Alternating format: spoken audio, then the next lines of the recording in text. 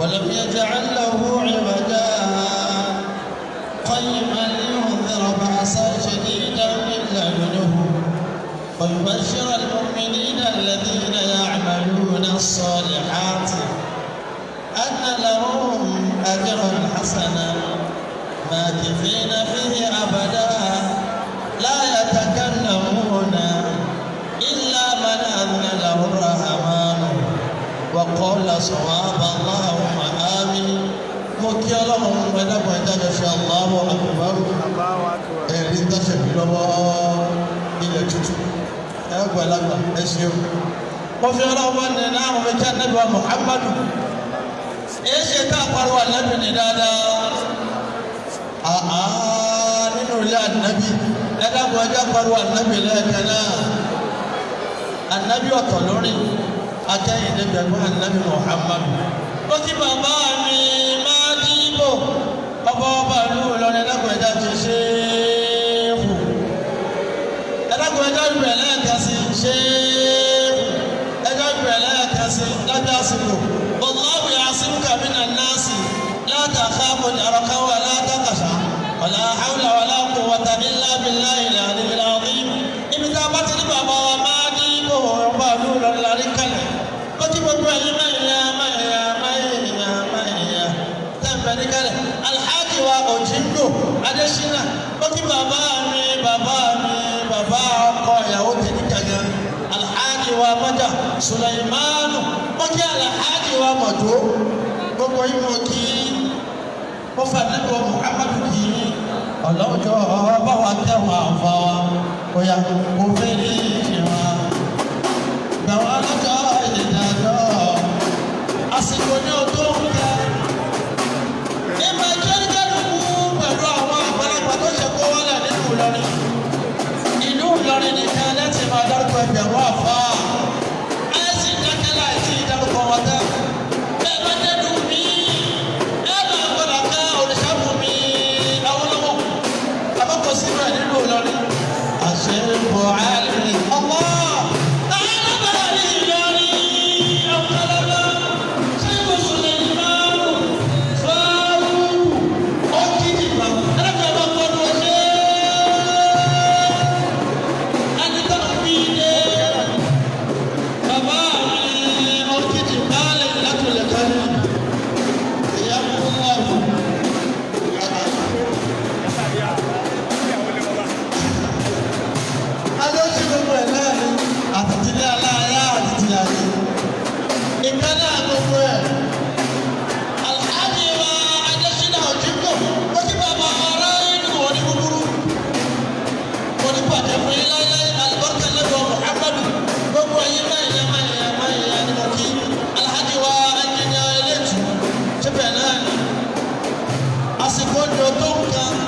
Wọlé bàbá mi Sulaimanu Faru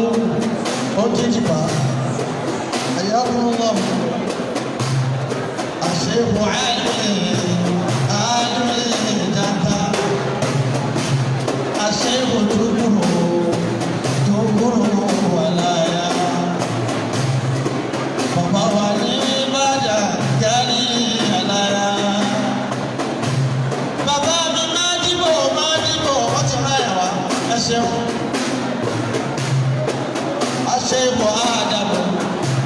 bàbá wa ní kọ̀rọ̀ bàbá Bàtúrì bàbá wa ní sọ̀rọ̀ bàbá Mẹ́másà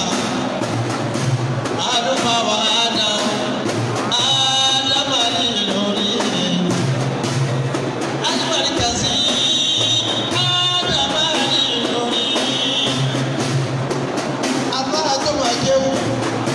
Adam Ìlọrin Alhaji wa Ibrahim Ọlátúnjí ẹ̀jẹ̀ ara yíyọ kọ́ ìyàwó tẹ̀lé Adam Ìlọrin ni